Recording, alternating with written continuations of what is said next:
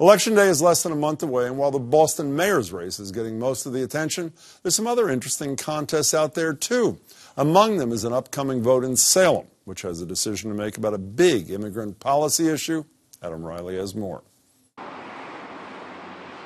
If it's October in Salem, Halloween is in the air to an extent that can feel a bit overwhelming. But this year, there's something else vying for locals' attention. A long-running disagreement over immigration policy that's coming to a head.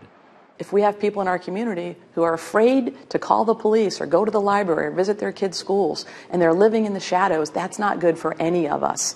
Kim Driscoll is Salem's mayor. She's campaigning for a fourth term and for Salem's so-called Sanctuary for Peace ordinance, which was passed by the city council this spring and now faces repeal. The ordinance says Salem will serve all residents regardless of immigration status, that city employees except police officers shall refrain from inquiring about immigration status, and that Salem will support immigrants and their civil rights. Driscoll insists that doesn't make Salem a sanctuary city. The Attorney General has clearly defined what they consider to be a violation of existing federal law that will jeopardize federal funding, and we do not meet that definition, and that is any community that is not sharing information with law enforcement. In fact, Driscoll says the Sanctuary for Peace ordinance simply formalizes what Salem has been doing for years, though she adds that in the Trump era, that is no small thing. If you talk to our immigrant community, it does mean something to them, and there is a tremendous amount of fear. Repeal backers are making the opposite argument, saying if the ordinance doesn't change the status quo, it's not really necessary. And no opponent has a higher profile than Paul Prevey, who's challenging Driscoll for the mayor's job. When you read through the ordinance, it actually ends up changing nothing in terms of policy and practice. One of the things it did do in the city, though, is create this divide. A lot of people are upset about it. A lot of people are angry about it. On his website, Prevey goes further, saying the ordinance lessened public safety and put a bullseye on the city. I wanted to ask Prevey about those concerns and the experience of his husband, who's from Mexico and spent 5 years there waiting for a U.S. visa. But Prevey declined to be interviewed. So did the co-chairs of the repeal effort. Judging from this colorful Facebook video, the opponents think they've been unfairly maligned. This is Toby Janet, everybody's favorite opponent of the Sanctuary for Peace ordinance. When did obeying immigration laws and being a law-abiding citizen become a hate crime? Salem's Latinos have their own sense of frustration.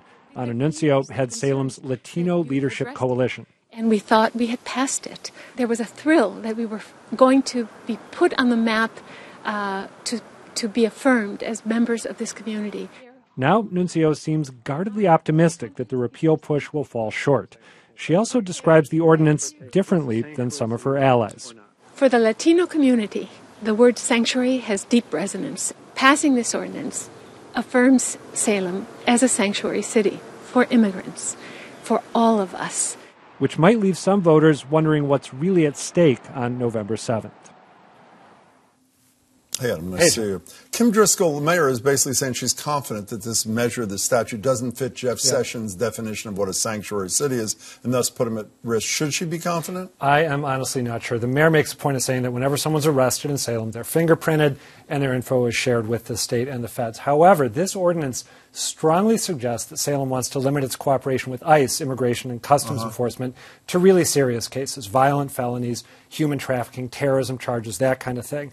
And so far, the Sessions DOJ has been going after not just cities that say we're not going to work with ICE at all, like Chicago, but also cities that say we'll work with them in certain cases. So what's more, he said he might broaden his definition of what a sanctuary city is. So I think it's really hard to be as definitive as she's been. And the hope is by not calling it that, you may not be get branded called with out. that. Yeah, exactly. How much money are we talking about? I mean, we all know that Jeff Sessions is threatening to take away certain federal funding from sanctuary cities, assuming he determines this is one. How much money are we talking about? For Salem, it'd be up to $11 million in grant funding. Yeah. You know, one thing that was curious about this, it is very rare. I've done a lot of campaigns. It is very rare that when either side of a campaign has an opportunity to talk to the likes of you, they make themselves unavailable. Do you have a sense of a backstory or no? I've been doing this for about 15 years. I cannot remember another story where one side totally clammed up the way these guys did. I really cannot. So what do you think We is tried wrong? the 4 city councilors who were opposed to this ordinance originally, didn't hear back from them, tracked down one of them, Stephen Lovely, at his law office in downtown Salem. First he said, I'm too busy, I can't possibly talk. I said, well, what about tomorrow?